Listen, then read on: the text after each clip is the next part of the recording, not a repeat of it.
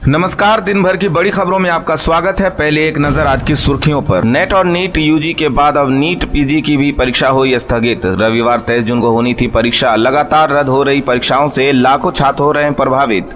NTA महानिदेशक पर गिरी गाज। हटाए गए एनटीए सीबीआई को सौंपी गई नीट पेपर लीक मामले की जांच। नीट पीजी परीक्षा रद्द होने पर राहुल गांधी ने किया ट्वीट। मोदी सरकार के छात्रों के भविष्य के लिए बताया खतरा। बोले, शिक्षा माफिया के आगे पूरी तरह बेबस है मोदी सरकार। नीट पीजी की परीक्षा रद्द होने पर प्रियंका गांधी ने किया ट्वीट। लिखा, पूरा शिक्षा ढांचा माफियाओं और भ्रष्टाचारियों के हवाले। कहा, सिर्फ तमाशा देख रहे हैं पीएम मोदी।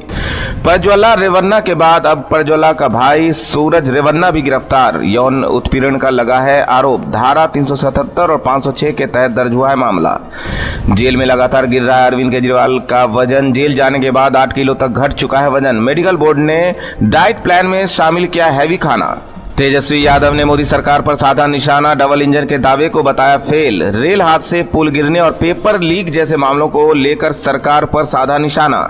दिल्ली सरकार की जल मंत्री आतिशी के अनशन का आज तीसरा दिन। आज उपराज्यपाल से मुलाकात करेंगे आप नेता आतिशी का बयान।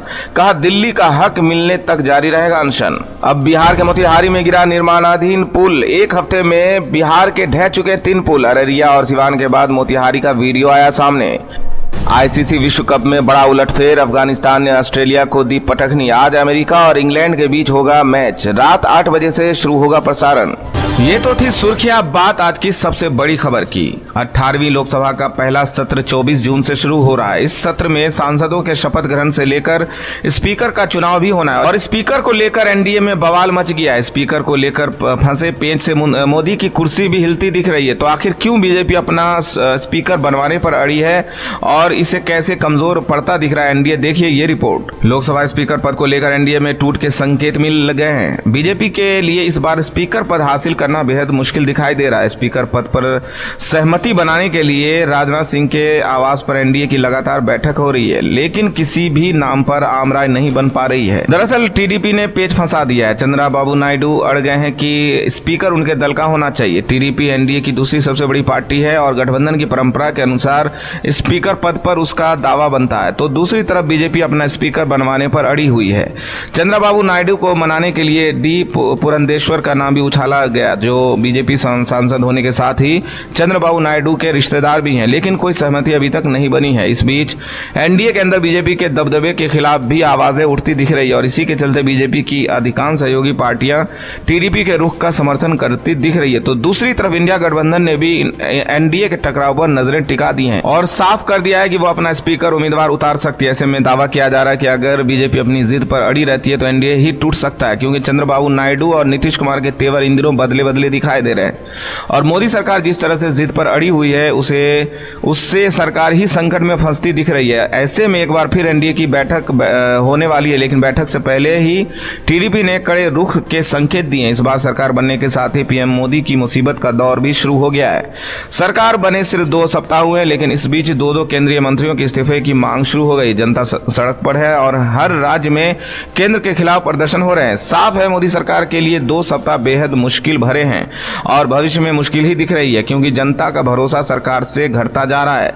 नरेंद्र मोदी के नेतृत्व वाली एनडीए सरकार का तीसरा कार्यकाल बेहद निराशा और विवादों से भरा दिखाई दे रहा है। सरकार को बने सिर्फ 2 सप्ताह हुए हैं, लेकिन विपक्ष सरकार पर हावी दिखाई दे रहा है। 2 सप्ताह में ही सरकार के सामने कई चुनौतियां खड़ी हो गई है। 2 कैबिनेट मंत्रियों के इस्तीफे की मांग हो रही है। विपक्ष तो पीएम मोदी से भी इस्तीफा मांग रहा है, जिससे पूरी सरकार बैकफुट पर दिखाई दे रही है। सरकार बनने से पहले ही नीट में गड़बड़ी का मामला सामने आ गया, तो सरकार बनते ही बंगाल में बड़ा रेल हादसा हो गया। 17 जून की सुबह पश्चिम बंगाल के दार्जिलिंग जिले में रंगपानी और चटरहाट स्टेशनों के बीच सुबह 8:55 पर अगरतला से कोलकाता सियालदा जाने वाली कंचनजंगा एक्सप्रेस और एक मालगाड़ी के बीच सीधी टक्कर हो गई। ट्रैक पर खड़ी कंचनजंगा एक्सप्रेस को मालगाड़ी ने पीछे से टक्कर मार दी। हादसे में 9 लोगों की जान चली गई। इस लापरवाही को लेकर रेल मंत्री अश्विनी वैष्णव निशाने बनाने पर आ गए। सवाल उठे कि आखिर कब तक ये हादसे रुकेंगे और कब तक सरकार झूठा आश्वासन देती रहेगी। उनके पिछले कार्यकाल में भी कई रेल हादसे हुए थे। ऐसे में विपक्ष की तरफ से उनके इस्तीफे की मांग शुरू हो गई है। वैष्णव के इस्तीफे की मांग तो चल ही रही थी कि इसी बीच देश में एक के बाद एक परीक्षाएं रद्द होने की खबरें आने लगी। साथ ही नीट परीक्षा का पेपर लीक होने से अलग बवाल मच गया, जिस कारण से शिक्षा मंत्री धर्मेंद्र प्रधान की इस्तीफे की मांग इस समय पूरे देश में चल रही है। विपक्ष इसे लेकर खासा आक्रामक दिखाई दे रहा है और सबसे बड़ी बात, जिस तरीके से मोदी सरकार का कार्यकाल शुरू हुआ उसे लेकर विपक्ष ने तो सीधे पीएम के ही इस्तीफे की मांग शुरू कर दी है। साफ है मोदी सरकार से देश की जनता का भरोसा घटता दिखाई दे रहा है। दरअसल मोदी सरकार की शुरुआत ही इस बार विवादों के बीच हुई है। पहले तो मंत्रियों की संख्या को लेकर एनडीए में ही घमासान छिड़ा था और सरकार बनी तो नीट का मामला उठ खड़ा हुआ। इसे लेकर मोदी सरकार बुरी तरह से फंस गई है, क्योंकि अब मामला रिजल्ट का नहीं बल्कि पेपर लीक का दिख रहा है। इसके बाद एक दूसरे एग्जाम भी रद्द हो रहे हैं। तो कैसे परीक्षाएं बनी सरकार का संकट, देखिए ये रिपोर्ट। नीट की परीक्षा रद्द कराने की छात्रों की मांग पूरी नहीं हो रही है, लेकिन बीते 9 दिन में 3 परीक्षाएं जरूर रद्द हो गई है। एनटीएससी यूजीसी नेट की परीक्षा रद्द करने के बाद अब सीएसआईआर यूजीसी नेट की परीक्षा स्थगित कर दी गई, जिसके बाद एक बार फिर विवाद तेज हो गए हैं। आखिर क्यों हर दूसरी परीक्षाएं रद्द करनी पड़ रही है? देश की शिक्षा प्रणाली पर गंभीर सवाल खड़े हो गए। वहीं नीट परीक्षा को लेकर बिहार और झारखंड पुलिस ने बताया कि पेपर झारखंड से ही लीक होने के सबूत मिल रहे हैं। अब तक की जांच में यह साफ हो गया कि संजीव मुखिया ही पेपर लीक करने वाले गिरोह का सरगना है और इसे व्हाट्सएप के जरिए पेपर को लीक किया गया है। आपको बता दें कि शिक्षा मंत्री धर्मेंद्र प्रधान के इस्तीफे की मांग भी जोर पकड़ती जा रही है। आपको बता दें कि संजय राउत ने इसे सरकार की सबसे बड़ी नाकामी बताते हुए धर्मेंद्र प्रधान के इस्तीफे की मांग कर दी है। तो कांग्रेस अध्यक्ष मल्लिकार्जुन खड़गे ने भी 3 सवाल किए हैं। खड़गे ने ट्वीट कर लिखा है कि नीट मामले में भाजपा जितनी भी कोशिश कर ले, धांधली, भ्रष्टाचार और शिक्षा माफिया को बढ़ावा देने की अपनी जिम्मेदारी से नहीं बच सकती। मोदी सरकार के एंटी पेपर लीक कानून पर तंज कसते हुए खड़गे ने लिखा है कि नया कानून लाना केवल भाजपाई लीपाप होती ही है। जब तक शिक्षा प्रणाली व स्वायत्त संस्थाओं को बीजेपी आरएसएस की दखल अंदाजी व दुष्प्रभाव से मुक्त नहीं किया जाएगा, जब तक ये धांधली, चोरी, भ्रष्टाचार चलता रहेगा।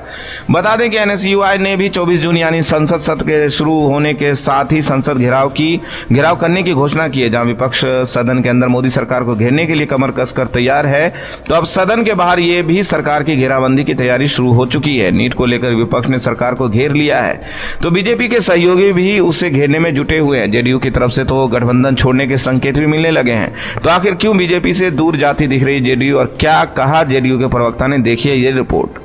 केंद्र में तीसरी बार मोदी के प्रधानमंत्री बनने के बाद से एनडीए में लगातार खटपट की खबरें सामने आ रही है। एनडीए में टूट पड़ती दिख रही है। बिहार के सीएम नीतीश कुमार बीजेपी से नाराज हैं। नीतीश भले ही खुलकर सरकार के खिलाफ नहीं बोल रहे हो, लेकिन नीतीश के बयान से साफ समझ में आ रहा है कि नीतीश कुमार जल्दी पलटी मारने की तैयारी में है।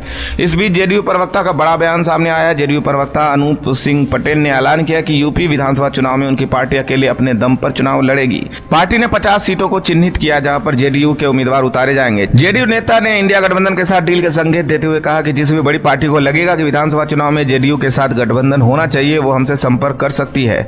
जेडीयू प्रवक्ता के बयान ने साफ कर दिया कि जेडीयू और बीजेपी का गठबंधन ज्यादा नहीं चलेगा। इस बीच पटेल ने यूपी में बीजेपी की हार पर तंज कसते हुए कहा कि अगर बीजेपी ने यूपी में जेडीयू से गठबंधन किया होता तो जेडीयू को कुछ सीटें चुनाव लड़ने के लिए दी होती, तो यूपी के चुनाव परिणाम अलग होते। हमारी पार्टी मिर्जापुर, फूलपुर, अंबेडकर नगर लोकसभा सीटों पर उम्मीदवार उतारना चाहती थी, लेकिन बीजेपी ने ऐसा नहीं होने दिया। अगर हमें सीटें मिल जाती तो एनडीए को यूपी में इतनी करारी हार नहीं झेलनी पड़ती। एनडीए टूटता बिखरता दिखाई दे रहा है। तो दूसरी तरफ कांग्रेस लगातार मजबूत हो रही है। तेलंगाना में आज बीआरएस नेता और पूर्व विधानसभा स्पीकर कांग्रेस में शामिल हो गए। तो दूसरी तरफ राज्य की कांग्रेस सरकार ने जनता से जो वादे किए थे, उसमें एक बड़ा वादा आज सरकार ने पूरा कर दिया है।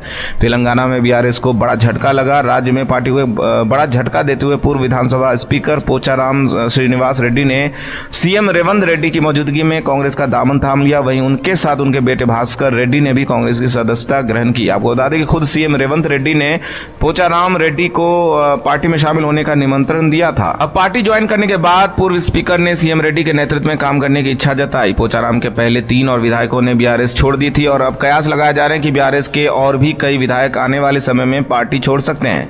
पोचाराम रेड्डी ने अपने कांग्रेस में शामिल होने को घर वापसी करार दिया है। ऐसा इसलिए क्योंकि रेड्डी ने अपना राजनीतिक करियर ही कांग्रेस से शुरू किया था। वहीं तेलंगाना की कांग्रेस सरकार की बात करें तो शनिवार को ही सीएम रेवंत रेड्डी ने 2018 से 2023 तक किसानों द्वारा लिए गए 2 लाख तक के कर्ज को माफ करके किसानों को राहत देने का काम किया है।